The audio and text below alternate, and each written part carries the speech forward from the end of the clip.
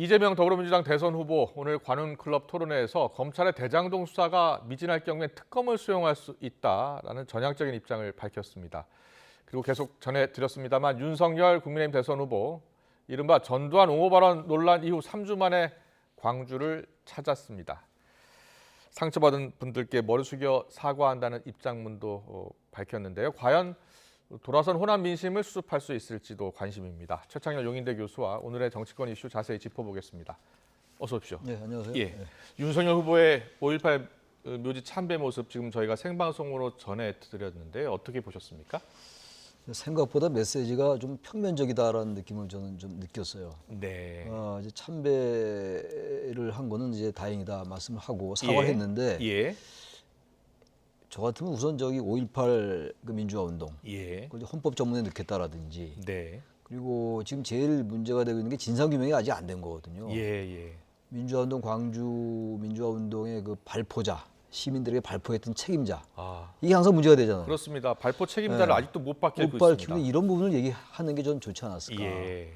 그다음에 앞으로 진상 규명할 것이고 그리고 이제 국민의힘 계열 정당에서 사실 망언들이 많았거든요. 네. 근데 그걸 이제 김종인 비대위원장이 무릎 꿇고 사과도 하고 그랬잖아요. 예.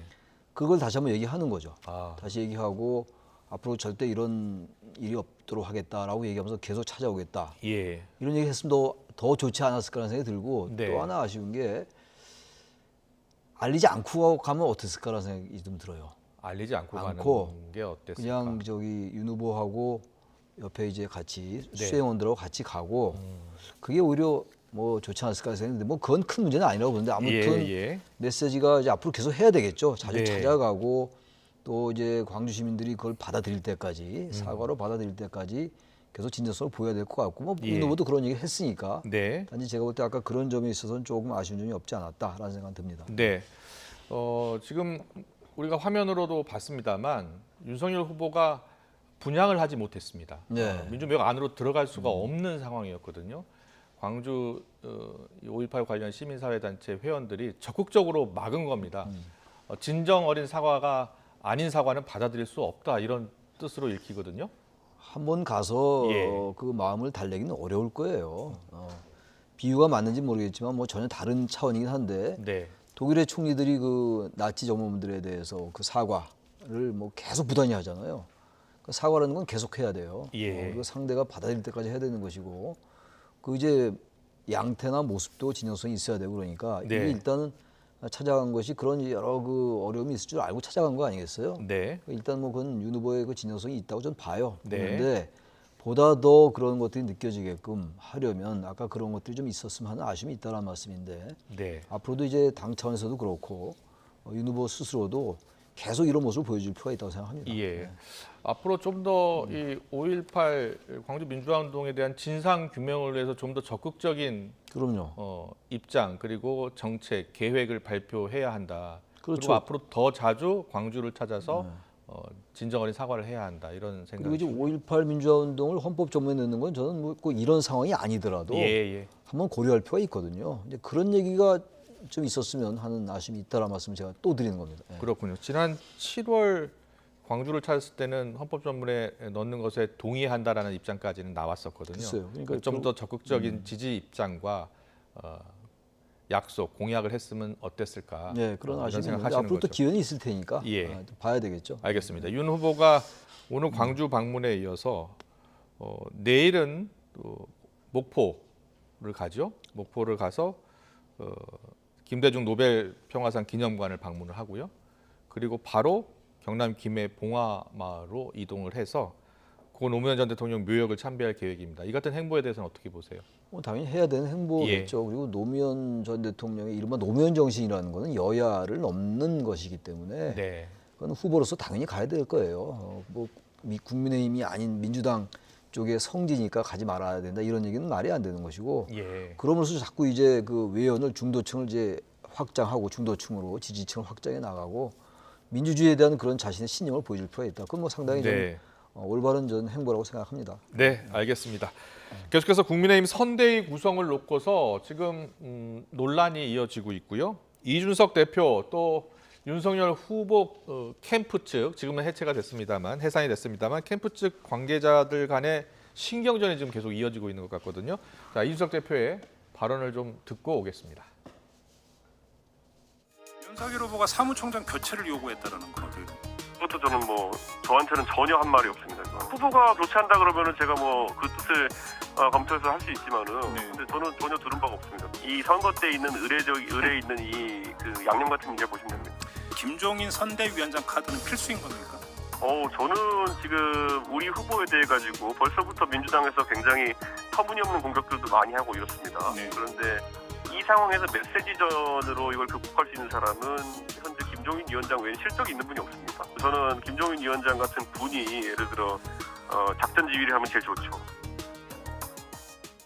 네, 지금 윤석열 캠프는 해산이 됐습니다만 윤석열 캠프에서는 이 윤석열 캠프 자체가 그대로 선대위로 갔으면 하는 생각을 갖고 있는 것이고 이준석 대표나 김종인 전 위원장 같은 경우에는 기존 경선 캠프를 사실상 해체를 하고 실무형 선대위를 구성하자라는 입장이에요. 그 중간에 절충점을 찾아 나가야 될 겁니다. 지금 윤 후보는 기존 캠프를 그대로 일단 유지하면서 예. 확대하자라는 생각이잖아요. 그렇습니다. 후보의 생각을 완전히 무시하기는 어려워요.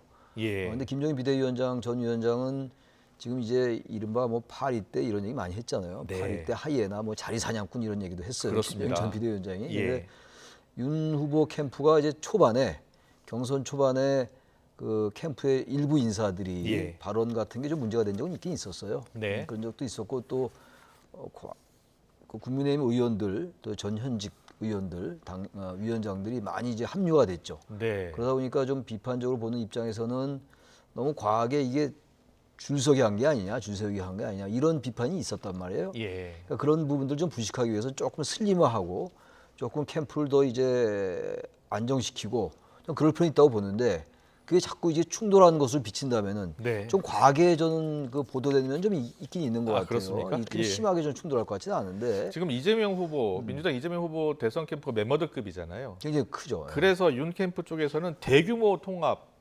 선대위를 꾸리자. 그리고 익명입니다만 수백만 장 임명장도 뿌려야 되는 것 아니냐. 이렇게 이야기 하나 봐요. 그 누가 얘기했는지 모르지만 예. 시대에 맞지 않는 얘기죠. 지금 수백만 장 임명장 뿌려가지고 아무런 그야말로 진정성 없는 위촉장 받고 그렇죠. 임명장 예. 받아가지고 전 선대위의 일원이다 이러고 그게 바로 우리 한국 대통령제의 문제거든요. 승자 독식에다가 예. 청와대나 대통령에 너무 권력이 집중돼 있다 보니까 그런 현상이 나오는 건데 예. 이 대선 선대위의 이 패러다임도 좀 바꿀 때가 됐어요. 대규모로 전부 의원들 거기 가입하고 합류하고 이런 것들 예. 이른바 캠프 정치 같은 거 조금 이제 바꿀 때가 됐기 때문에 예. 윤 후보도 그런 점에 대해서 좀 전향적으로 사과할 필요가 있다. 그렇게 생각합니다. 알겠습니다. 앞에서 영상으로 잠깐 보여드렸는데 이재명, 윤석열 양당 거대 양당이죠. 여야 대선 후보가 오늘 만나서 잠깐 악수를 나눴습니다. 웃으면서 만나서 이야기하고 있습니다만 얼마나 신경전이 있었겠습니까? 당연한 얘기죠. 예. 웃는 게 웃는 거겠어요. 네. 거기서 지금 이제 정치적인 경쟁자인데 조금 더 심하게 말하면 정치적인 적인데 지금 적과 동지로 본다면 홍준표 후보는 2명 중 1명은 감옥 간다는 지금 말까지 그런 했어요. 상황 예. 정도까지 얘기가 있는 상황이기 때문에 예. 게다가 지금 다들 얘기하는 겁니다만 역대 어느 선거보다 네. 대단히 적대적 분위기에서 선거가 치러지고 있고 사법 리스크를 두 후보가 다 안고 있는 상황이고 네. 이런 상황이기 때문에 더욱더 이제 그런 좀 그 분위기 자체가 네. 더 과거 역대 선거보다 더 냉랭하다고 생각합니다. 그렇군요. 20년 전 성남 법정에서 봤다고 했는데 윤 후보가 이재명 후보가 기억이 안 난다고 네, 하더라고요. 글쎄요. 예. 그리고 이재명 후보가 1대1로 만나자, 1대1로 회동을 회동하자. 하고 그리고 정책 토론도 한번 하자 이렇게 이야기를 했고 윤 후보는 생각해 보겠다라고 이야기했거든요. 원론적으로 저는 만나서 나쁘지 않다고 생각합니다. 그리고 우리나라의 미래에 대해서 지금 여야 후보가 얘기하자는 걸 비판적으로 볼 이유는 없는데 단지 네. 이게 정치적 셈법은 있는 거잖아요. 네. 지금 이제 행정이나 정책은 좀 윤 후보보다는 이 후보가 좀 강하다라고 일반적으로 평가하고 있고 네. 또 대장동 이 의혹이 있는 상황이기 때문에 뭔가 국면을 바꾸려 하는 게 아니냐라는 예. 또 시선을 야당은 또 이제 감추지 못하고 있는 상황이기 때문에 예. 실제 성사가 될 가능성은 그렇게 높지는 않을 것 같긴 한데 예. 계속 제안하면 또 야당으로서 상당히 곤혹스러울 것 같긴 합니다. 예. 네, 알겠습니다. 그리고 오늘 관훈클럽 토론회에서요 이재명 후보가 이 대장동 의혹과 관련해서 기자들의 질문이 계속 이어지니까 특검에 대한 전향적인 입장을 밝혔습니다. 자, 이재명 후보가 어떤 말을 했는지 직접 듣고 오겠습니다.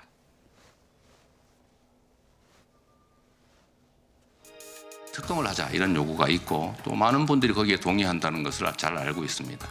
그래서 이 문제에 대해서 검찰의 수사를 일단은 국가기관이 하는 일이니까 지켜보되 미진한 점이 있거나 또는 의문이 남는다면 저는 그게 특검 형식이든 어떤 형태로든 더 완벽한 철저한 진상규명과 그의 엄정한 책임 추궁이 반드시 필요하고 그 점에 대해서 전적으로 공감한다는 말씀을 드립니다. 윤 후보께서는 그 대장동 게이트하고 고발 사주 의혹을 세트 특검하자 이런 얘기를 하셨어요. 수사권 쇼핑을 위한 꼼수다 이렇게 보는 거예요. 아니 검찰이 지금 본부장 비리는 사실 좀 드러난 게 많지 않습니까? 저에 대해서는 여러분이 한번 직접 한번 얘기를 해보세요. 제가 무슨 문제가 있습니까? 예를 들면 직원을 잘못 관리했다.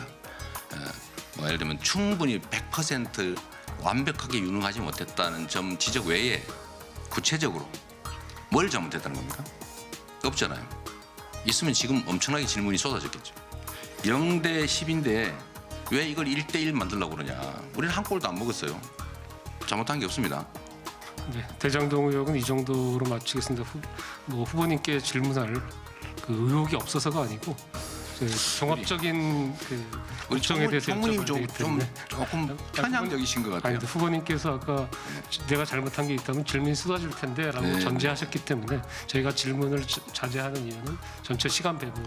시간 끝나면 따로 한번 물어보십시오. 그렇습니다. 저 질문이 좀 마음에 안 드시고 거슬리는 게 있더라도 패널 자체에 대한 평가라든가 네. 질문에 대한 평가 알겠습니다. 이런 부분은 저희는 지금 국민을 대신해서 여쭤보고 있는 부분도 있기 때문에 네. 그런 부분은 조금 신경을 써주셨으면 네, 좋겠습니다. 알겠습니다. 네, 오늘 관훈클럽 토론회는 사실상 이 대장동 청문회 같았다라는 평가가 많더라고요. 그런데요, 그동안 민주당은 이 대장동 관련해서 특검은 안 된다, 시간적으로 시간 끌기에 불과하다, 검찰 수사 지켜보자라는 입장이었는데 이재명 후보는 좀 다른 생각을 갖기 시작했네요. 그러니까 이제 미진한 부분이 있다면은 하겠다라는 얘기를 했잖아요. 그러니까 단서가 붙은 거죠 일단. 단서가 붙었는데 민주당은 어쨌든 특검은 지금 시간상으로 어렵다. 그렇죠. 검찰 수사가 맞다라고 봤는데 예. 입장은 좀 바뀐 거예요. 네. 조금 이제 진전된 입장이라고 볼 수가 있는데 예. 그 이후에 이제 윤호중 원내대표 얘기가 네. 여야가 협의하면은 특검법을 이제 통과시켜서 하자 이런 얘기를 했거든요. 그렇군요. 후보가 이야기하니까 또 당에서 당에서 그 얘기를 예. 했는데 사실상 야당은 이건 특검을 이제 수용한 게 아니다라고 보고 있는 것이고 네. 미진한 부분이 있다면이라는 건 어느 쪽으로 맞는 얘기죠. 네. 게다가 특검을 해야 된다는 여론이 높아요 지금. 예. 거의 모든 매체에서 조사하는 게 거의 높더라고요. 그렇군요. 그래서 아마 이제 이재명 후보도 무조건 특검하면 안 된다라는 입장만 얘기하는 건 한계가 있을 거예요. 네. 단지 이제 앞으로 이게 어떻게 단지 근데 이건 해석하기에 따라서 단서를 달고 특검 수용을 얘기했기 때문에 특검을 받자라고 해석하기는 좀 한계가 있는 것 같아요. 예. 네. 알겠습니다. 그리고 오늘 동시에 윤석열 후보의 가족 관련 의혹에 대해서도 엄정한 수사를 당부하기도 했거든요. 네. 그러다 보니까 도이치모터스 주가 조작 사건 지금 검찰이 수사하고 있는데 윤석열 후보 부인 김건희 씨 소환 가능성 이야기가 계속 나오더라고요. 어떻게 네. 전망하세요? 글쎄 소환이 됐으려면은 경선 전에 소환을 했을 것 같은데 네. 소환을 안 했어요. 예. 국민의힘 경선 전에. 예. 그러니까 지금 이제 그 도이치모터스 사건에 대해서 계속 뭐 이제 자금을 댔다라는 그 의혹이 있는 거 아니에요? 네. 그 이제 부인이 윤석열 예, 예. 후보 부인이. 근데 당장 좀 소환할 가능성은 좀 낮아 보여요. 아, 네, 지금 대선 예. 후보도 된 상태고 뚜렷한 혐의점이 나오지 않았는데 지금 네. 당장 소환한다? 그 가능성은 상대적으로 낮지 않을까라는 생각이 들어요. 그렇군요. 알겠습니다. 오늘 정치권 이슈는 여기까지 듣겠습니다. 네. 최창렬 영인대 교수님과 함께했습니다. 잘 들었습니다. 네, 고생하셨습니다. 네.